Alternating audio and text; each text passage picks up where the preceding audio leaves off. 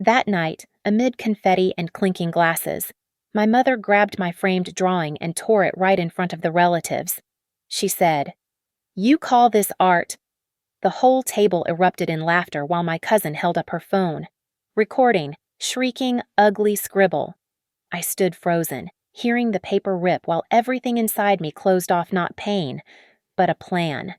My name is Lena Whitford, and I've learned that some wounds are meant to become weapons. The Lake Geneva Country Lodge sparkled with string lights that Saturday evening, its massive windows reflecting the darkening water like sheets of black glass. Great-Aunt Margaret's 70th birthday had drawn the entire Whitford Connolly clan from across Wisconsin, turning the private dining hall into a theater of performative success. Crystal clinked against crystal. The smell of prime rib mixed with expensive perfume and that particular brand of judgment that comes free with family gatherings. I'd brought my latest piece from the Shorelines series, a large-scale charcoal drawing that had taken 3 months to complete, 28 inches by 40 inches of intricate line work, each stroke deliberate, mapping the erosion patterns along Lake Michigan's coast. The frame alone had cost me $400, money I'd scraped together from freelance projects with Aurora Sketch. This wasn't just art, it was my submission for the Glass Finch Fellowship, my shot at something bigger than website illustrations and product mock-ups. Still playing with pencils. Lena, my father, Gregory Whitford, loosened his tie as he approached. Behind him, my mother Pamela floated in her St. John knit suit, lips pursed like she'd bitten into something sour. "It's charcoal, Dad, and it's my profession." Profession? Mom's laugh tinkled like breaking glass. "Show me what this profession of yours has produced." She grabbed the frame before I could protest, her manicured nails clicking against the glass. The overhead lights caught every detail, the gradients I'd labored over, the negative space that created depth, the way the shoreline seemed to breathe on the page. "This," her voice pitched higher, drawing attention from nearby tables. "This is what you've been wasting your time on instead of applying to real jobs. Pamela, let me see." Cousin Brianna Bree, to her 100,000 Instagram followers, materialized with her phone already recording. Her blonde extensions caught the light as she leaned in, lips glossy and parted in practiced shock. "Oh my God, Aunt Pam, what even is that? It looks like someone scribbled with a burnt stick." The laughter started at our table and rippled outward. Uncle Dennis slapped his knee. Aunt Carol tittered behind her hand. Even the waitstaff paused to watch. Then my mother did it. Her hands moved in opposite directions, and the sound of tearing paper cut through the laughter like a scream. The heavy stalk split down the middle, 3 months of work becoming 2 jagged pieces in her hands. She kept going, methodical, tearing it into smaller pieces while Bree's camera captured everything. "Ugly Scribble!" Bree shrieked, playing to her invisible audience. Aunt Pam just saved the art world from another tragedy. This is content gold. The pieces floated to the floor like ash. I watched them fall, each fragment a small death. My knees locked. My hands stayed flat against my thighs. Inside my chest, something crystallized hard and sharp and patient. "Clean this up," Mom commanded, dropping the empty frame onto the table. It knocked over a champagne flute, sending pale gold liquid streaming across the white tablecloth. "And for God's sake, Lena, it's time to grow up. You're 32, not 12.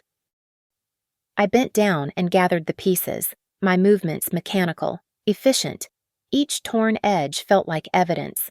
Around me, the party continued, forks scraping plates, lies being told about promotions and portfolios. Bree already editing her video with caption overlays.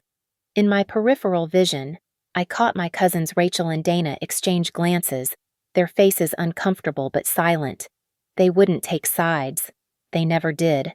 I stacked the fragments carefully, aligning the edges like I was preparing legal documents. My phone sat heavy in my pocket, its recording app running since the moment Mom had grabbed the frame.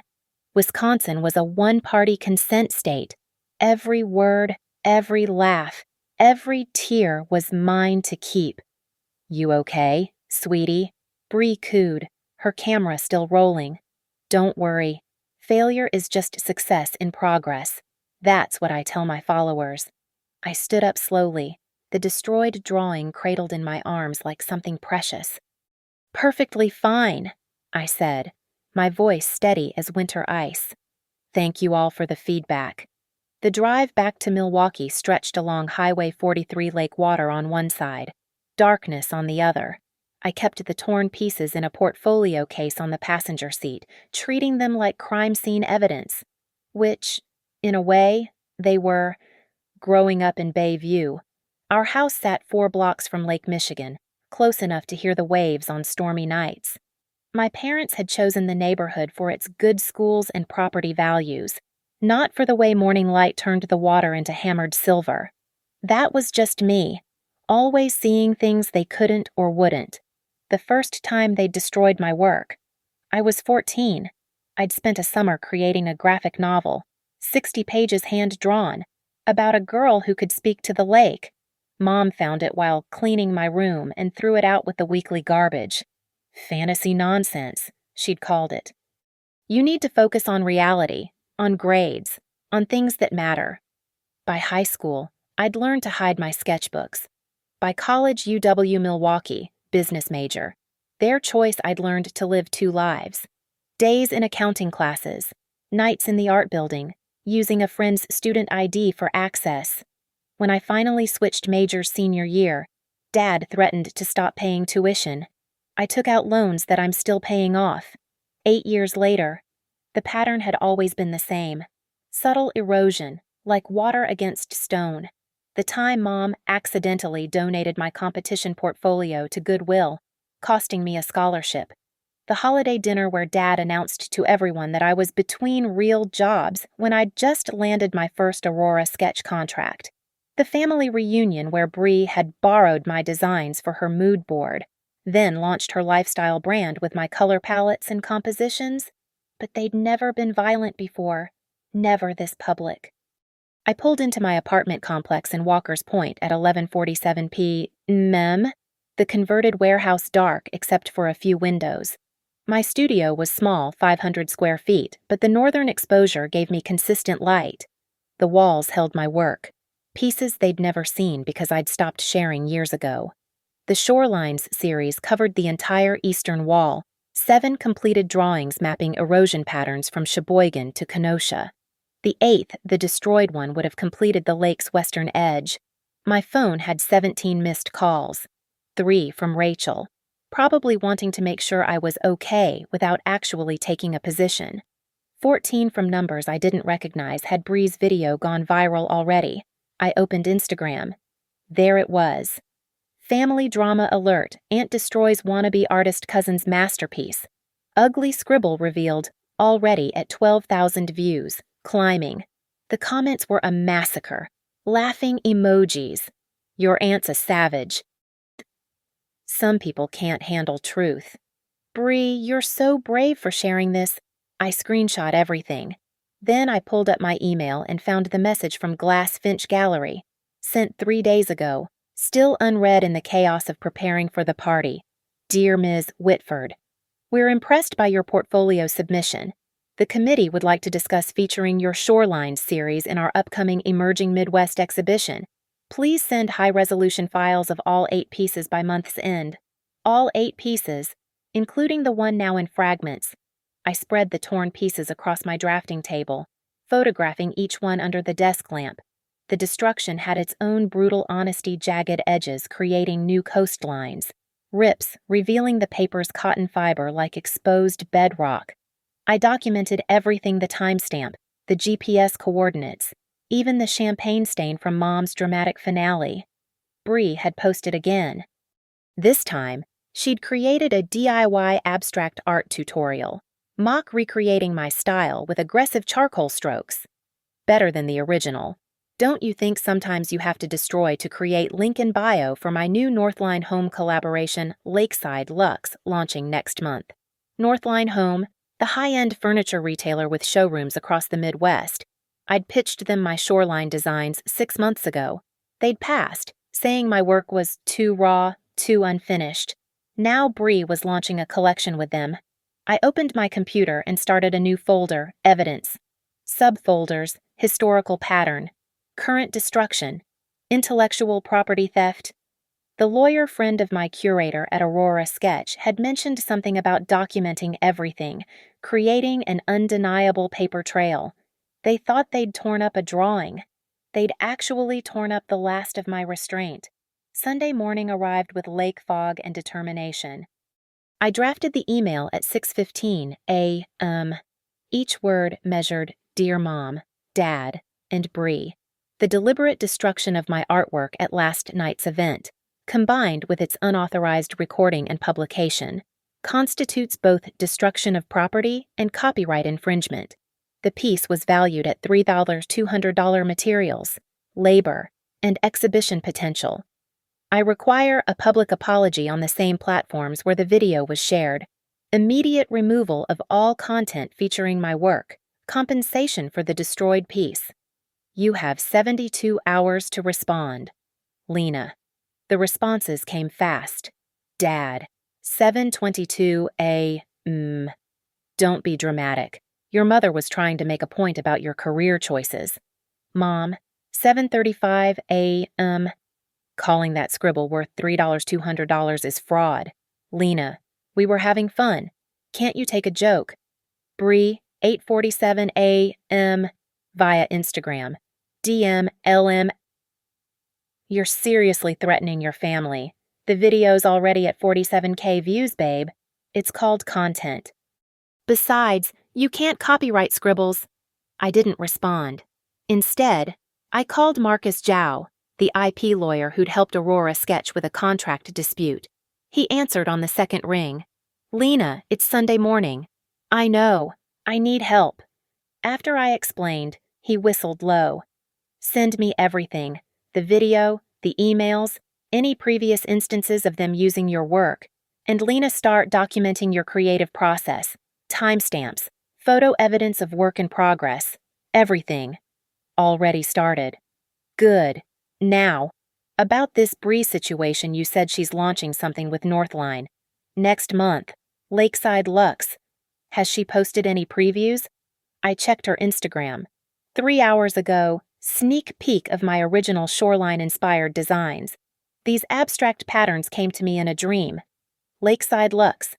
Northline collab. Influencer designer. The patterns were mine. Not exact copies, but clear derivatives, my specific technique of using negative space to suggest water movement. My characteristic stroke patterns that I'd developed over 2 years. Marcus. She's using my work. Document everything. Register your originals with the Copyright Office immediately. The online system is 24/7. Include your process documentation sketches, drafts, everything that proves creation timeline. I spent the next 6 hours building my case. The Copyright Office's electronic system accepted batch registrations. I uploaded high-resolution scans of all 7 remaining Shorelines pieces, plus the photographs of the destroyed 8th piece before and after. The metadata showed creation dates spanning back 18 months. My cloud storage had automatic versioning, showing every save, every edit.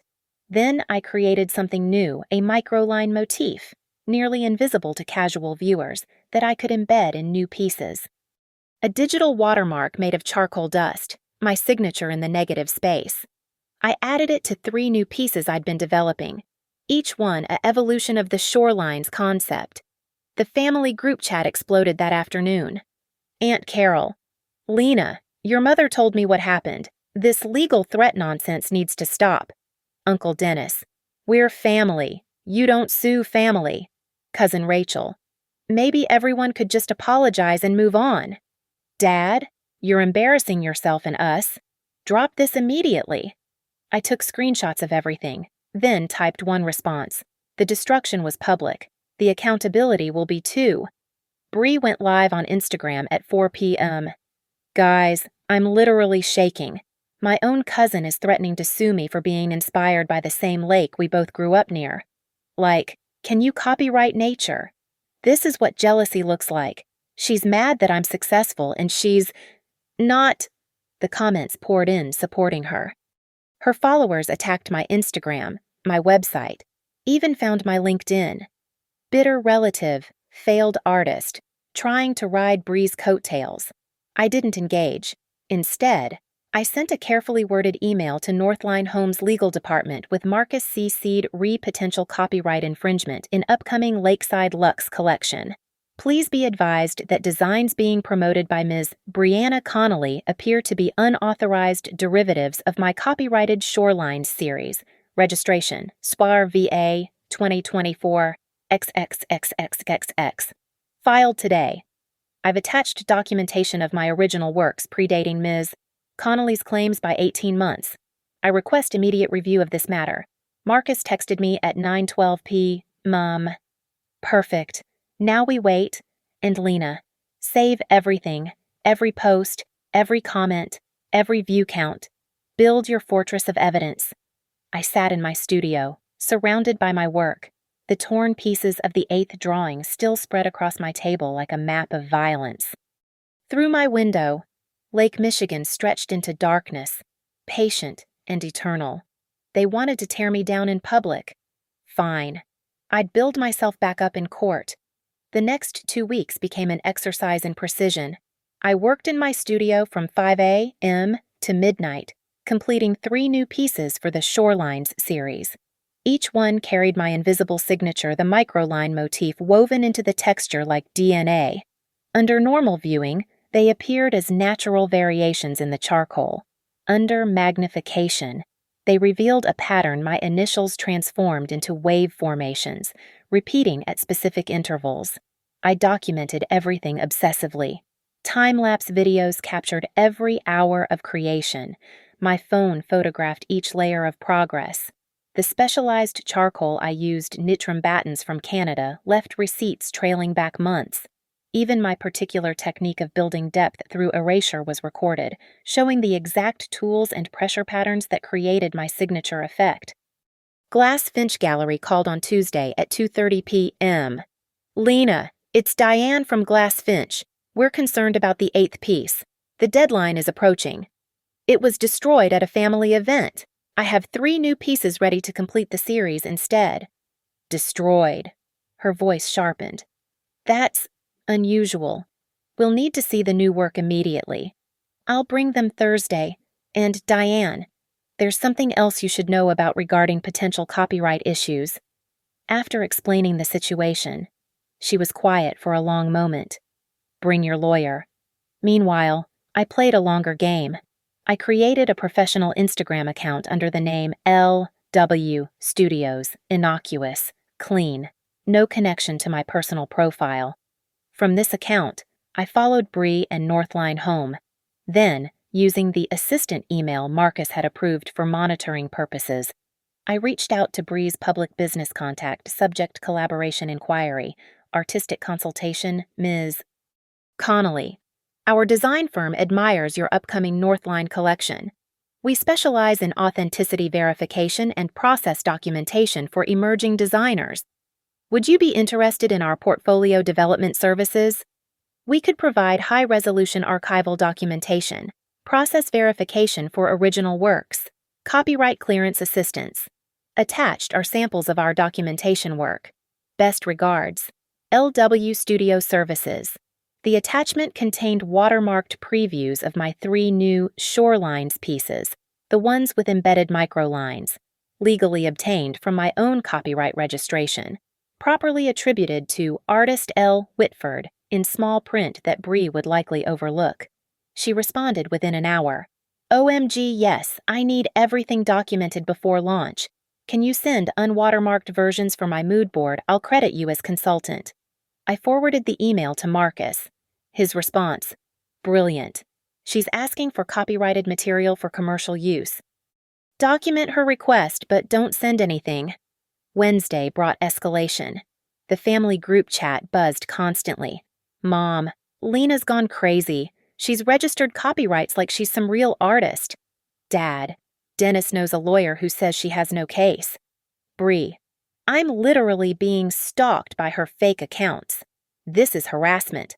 I screen recorded everything. including Bree's Instagram story where she'd already incorporated my watermarked previews into her inspiration board without permission, visible to her 100,000-plus followers.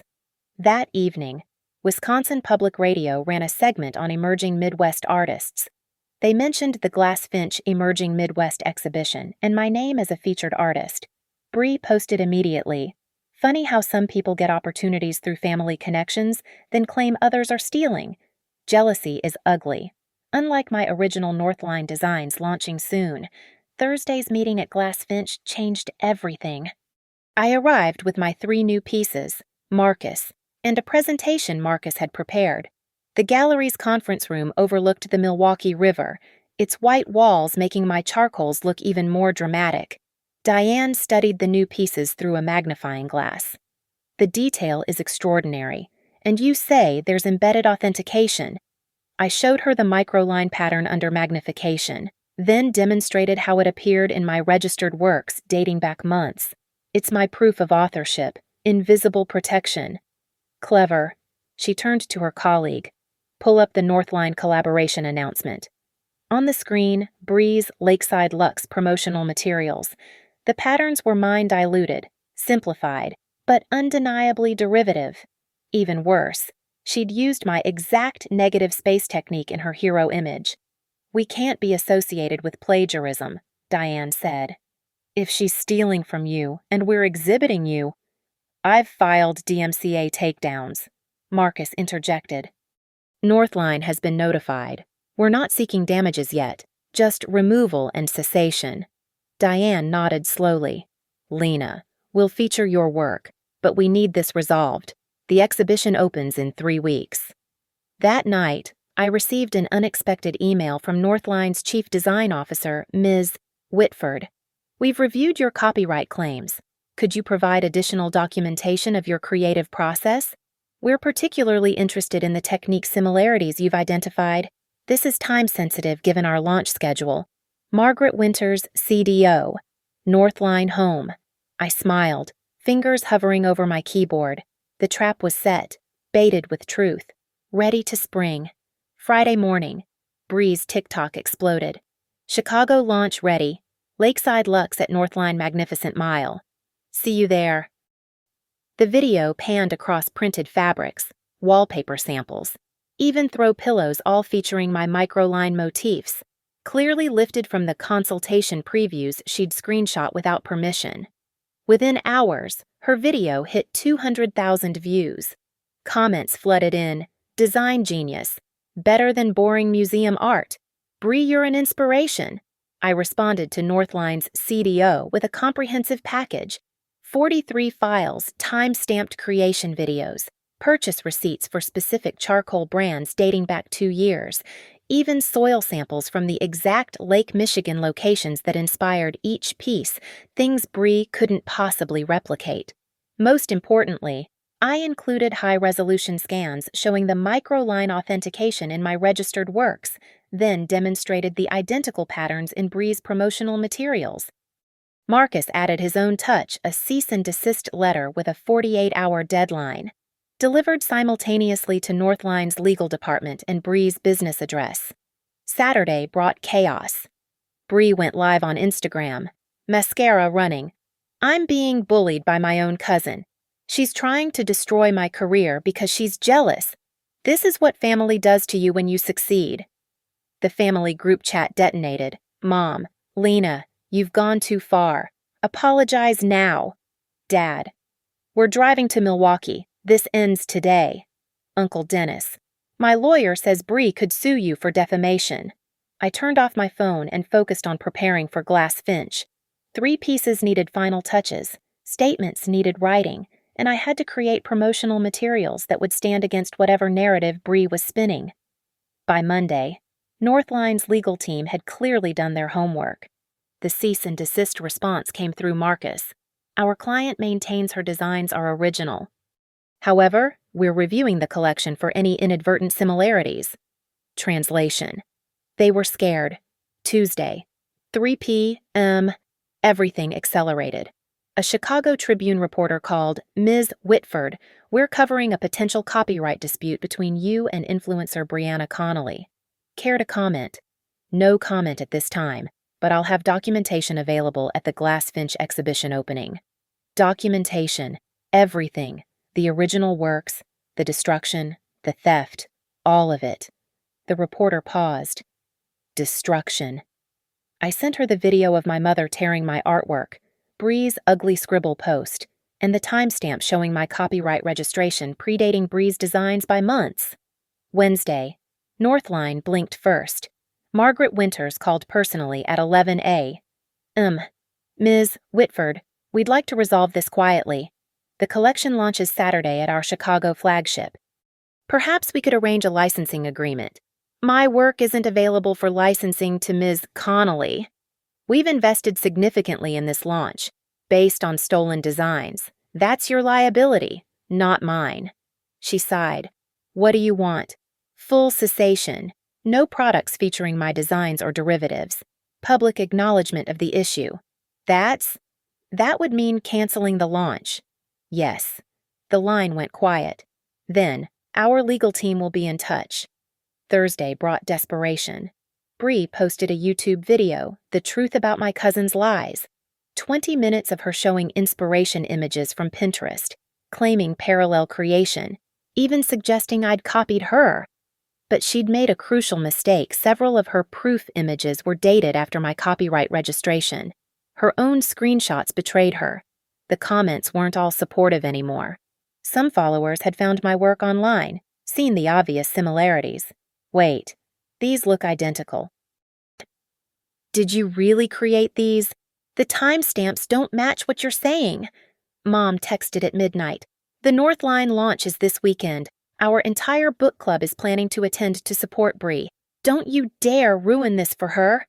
I texted back. She ruined it herself when she stole my work. It's not stealing to be inspired. It is when you copy protected elements and claim them as your own. You're destroying this family. No, I'm protecting my career. There's a difference. Friday arrived with a formal letter from Northline's legal department. They'd found concerning similarities and were reassessing the collaboration. They needed an emergency meeting with all parties. Marcus called immediately. They're folding. They can't risk a copyright lawsuit right before launch. Pack everything originals, documentation, all of it. We're driving to Chicago tonight. I loaded my car with 3 years of work. Portfolios, tablets with time-lapse videos, even the torn pieces from the party evidence of a pattern of destruction that had finally pushed me to fight back. As I drove south on I-94, my phone buzzed with notifications. Bree had posted again, emergency flying to Chicago. Someone is trying to sabotage my biggest moment, but I won't let jealousy win. The Northline Chicago flagship glowed against the twilight, its massive windows displaying Coming Tomorrow Lakeside Lux by Brianna Connolly, banners. Tomorrow. Those banners would tell a different story. Saturday. Launch day. The Northline Chicago flagship on Michigan Avenue hummed with anticipation at 10 a.m. Catering staff arranged champagne flutes while workers adjusted spotlights on the Lakeside Lux displays. Through the floor-to-ceiling windows, I watched my family arrive in clusters, mom and dad in their suburban finest, aunts and uncles treating this like a red carpet event, cousins with phones ready to document Bree's triumph. I entered through the side entrance with Marcus, Diane from Glassfinch, and Northline's legal team. We were directed to a conference room 1 floor above the main showroom, the celebration's noise filtering through the glass. Margaret Winters sat at the head of the table, face drawn. We have 1 hour before the official launch. Bree burst in at 10:15, flanked by her manager and a young lawyer who looked fresh from law school. She wore a white designer dress, camera ready, except for the panic in her eyes when she saw my portfolios spread across the table. This is harassment, she started, but her lawyer touched her arm. Let's review the materials, he said carefully. I opened my laptop and connected it to the conference room screen. This is my creative process for the Shorelines series, documented over 18 months. The time-lapse began, layer by layer. My technique emerged the specific angle of charcoal application that created depth, the erasure patterns that suggested water movement, the negative space breathing between strokes. Then I showed the microline authentication, magnified until the pattern was clear, my initials woven into waveforms, mathematical in their precision. Now, Ms. Connolly's designs. I pulled up her promotional materials, then overlaid them with my originals. The match was undeniable, not just similar, but identical in places where she'd literally traced my patterns. She sent these to me, Bree protested, pointing at the consultation email. She offered them as watermarked samples for documentation services. Marcus interjected, which you screenshot and incorporated into commercial products without permission or payment. Margaret Winters pulled up her tablet, showing Northline's own analysis. Our design team found exact matches in stroke patterns, proportions, even the specific gradients Ms. Whitford uses, Ms. Connolly. Did you create any original elements? I reimagined them. That's what artists do. Reimagining requires transformation. Diane spoke up. This is replication. The main floor grew louder. Through the glass, I could see the crowd swelling Bree's followers, my family, media. Marcus had quietly alerted. A Chicago Tribune photographer was setting up near the entrance. At 10:45, Margaret Winters made the call. We're pulling the collection. What? Bree shot to her feet. The launch is in 15 minutes. People are here. My followers. We'll witness Northline taking a stand against plagiarism, Margaret said firmly. We value our reputation more than one launch. Bree turned on me, her practiced composure cracking. You planned this. You set me up. You stole my work, I said quietly. Multiple times. For years. I just finally documented it. She grabbed her phone, starting to record. This is live. Everyone watch my bitter cousin try to. Northline's security stepped forward. No recording in private meetings. Ms. Connolly. We descended to the main floor at 10:58. The crowd buzzed with anticipation. Mom stood near the podium, beaming in anticipation of Bree's moment. Dad chatted with his golf buddies about his successful entrepreneur niece. Margaret Winters took the microphone. Thank you all for coming. Before we begin, Northline Home must address a serious matter. The room quieted. We've discovered that the Lakeside Lux collection contains unauthorized reproductions of copyrighted artwork, effective immediately. We're withdrawing the entire line. Gasps rippled through the crowd. Mom's face went white. Bree pushed forward. This is a mistake.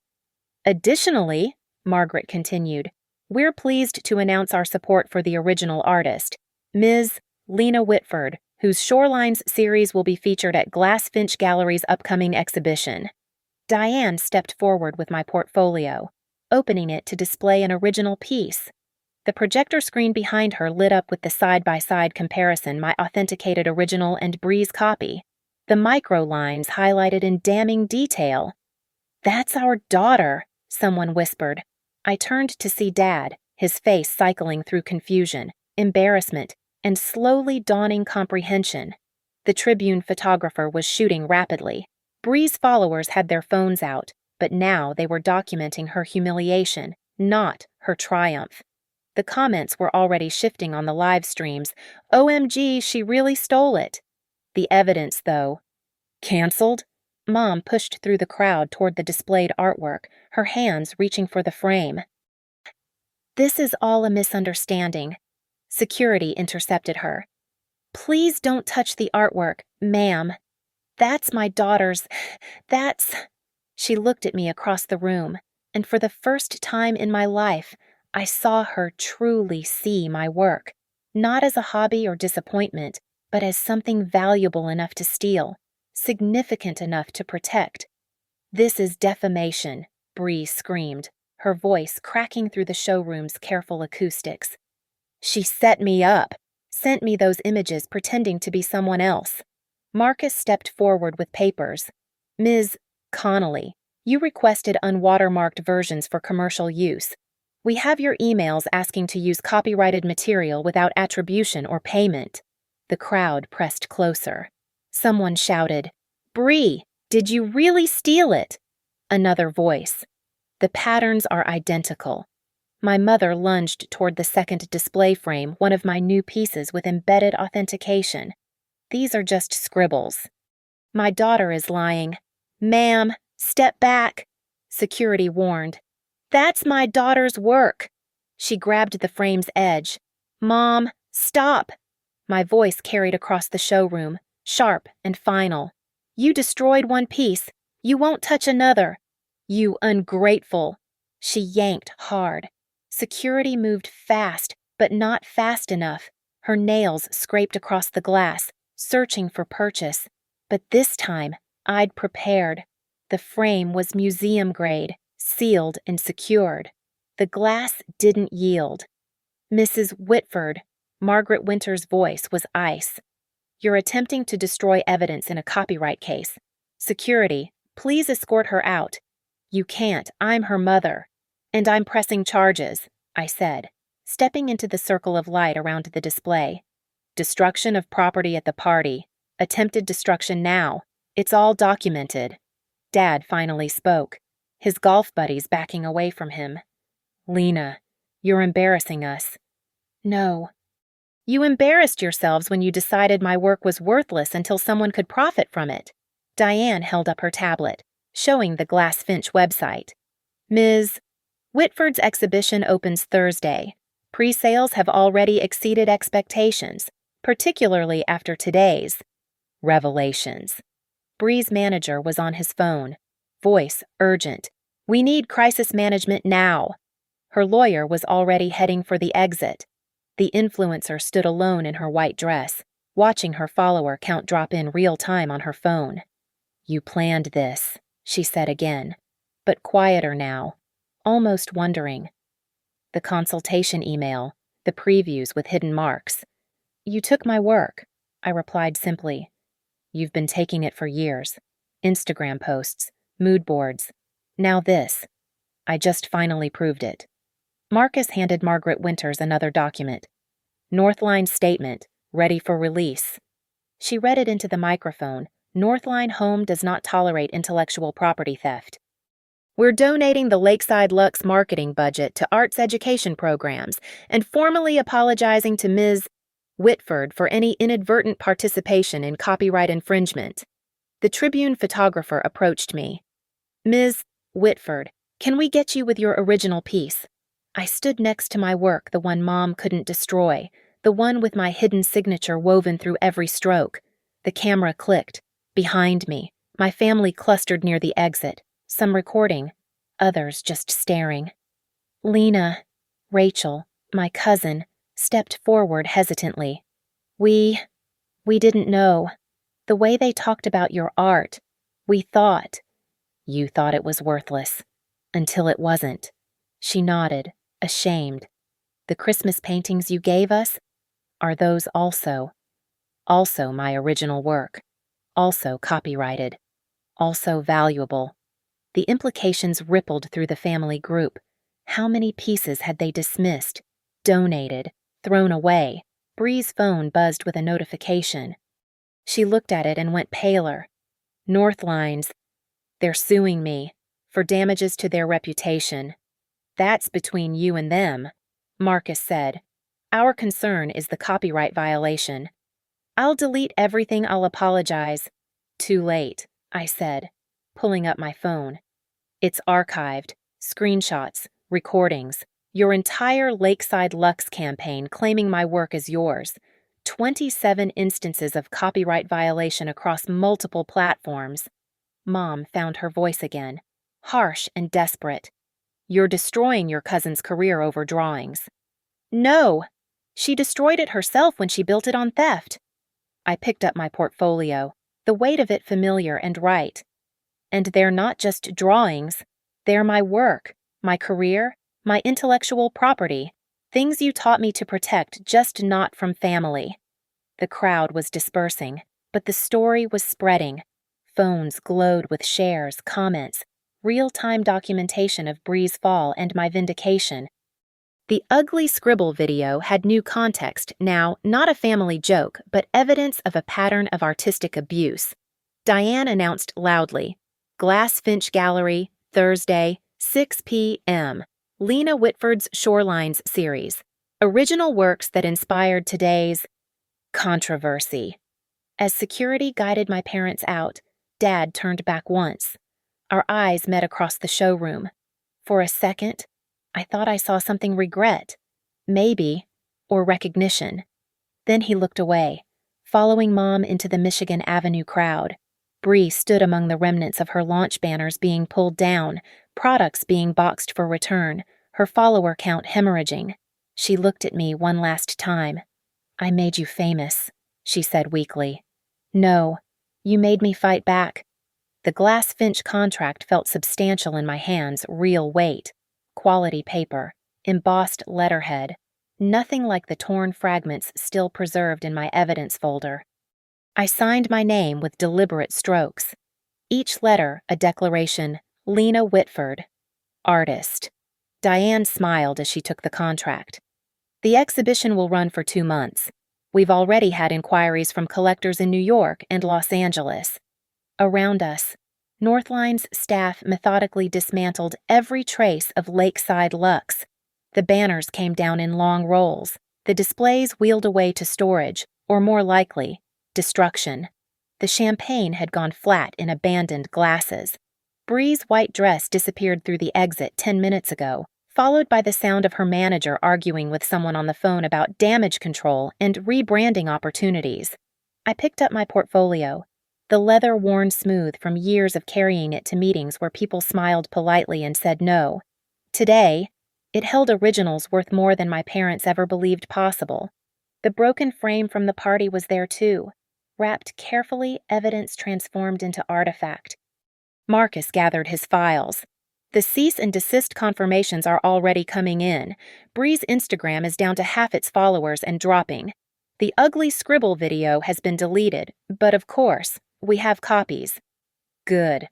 Through the showroom windows, Michigan Avenue rushed past, indifferent to the small revolution that had just occurred inside.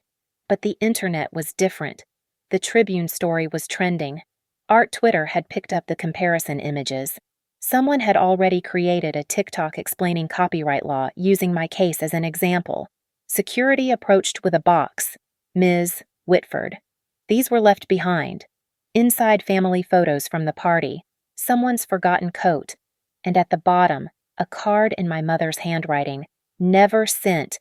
Congratulations on your little exhibition. Little, even in hypothetical praise. The diminishment. I left the card in the box. Outside, the October air cut sharp off the lake. My car was parked 3 blocks away, and I walked slowly, letting the city noise wash over me. My phone buzzed constantly. Interview requests, messages from artists sharing their own stories, a text from Rachel saying she was sorry, that she should have spoken up. I didn't respond to any of it. Not yet. At my car, I set the portfolio in the passenger seat, the same spot where the torn pieces had ridden that night 3 weeks ago. The contrast wasn't lost on me. Destruction to vindication in 21 days. The drive back to Milwaukee took 90 minutes.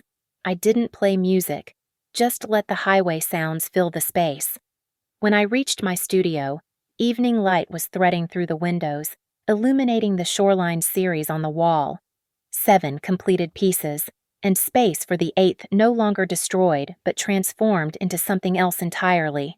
I pulled out the torn fragments, arranged them on my work table. Under the lamp, the jagged edges looked like coastline erosion made literal. I photographed them again. This new arrangement, then signed the largest piece in the corner, Lena Whitford, after destruction. My phone showed one new message from an unknown number. I almost deleted it, then recognized the area code Lake Geneva. This is your Aunt Margaret, your great-aunt, from the birthday party. I saw the news. I have something to tell you. That night, I was recording my birthday messages when your mother destroyed your drawing. I have the video from a different angle. It shows everything: her face, her intent, the premeditation when she looked around first to make sure people were watching. I thought you should know, in case you need it. Some things shouldn't be torn apart. I saved the message. At my desk, I opened a new document and began typing my artist's statement for Glass Finch. The Shorelines series explores erosion, how external forces shape and reshape boundaries over time. Sometimes that erosion is natural, patient, almost invisible. Sometimes it's violent, immediate, tearing through established forms, but the shore remains, changed, perhaps, redefined, but ultimately stronger for having weathered the storm. I printed it, signed it, and set it aside. Tomorrow would bring the exhibition, the interviews, the careful reconstruction of professional relationships. Tonight, I stood in my studio, surrounded by work that had survived attempts to diminish, destroy, and steal it. Through my window, Lake Michigan stretched toward the horizon, its surface black glass in the darkness. Somewhere along its shore, the same forces that inspired my art continued their patient work waves against rock, persistence against resistance, truth against convenient lies. I picked up my charcoal and began drawing, not for Glass Finch or copyright protection or evidence, just for me, just because I could. The eighth piece would be different from the others. It would show the break itself, the moment when erosion becomes revolution, when patterns rupture into something new. My hands moved steadily, marking paper with intention. Each stroke was mine. Each mark, a signature that no one could tear apart again. Thank you for listening to this story. I'd love to know where you're listening from. Drop a comment and let's connect.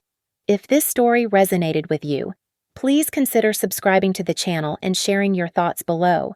Your own experiences with standing up for yourself, protecting your work, or dealing with family dynamics. I read every comment and would love to hear from you.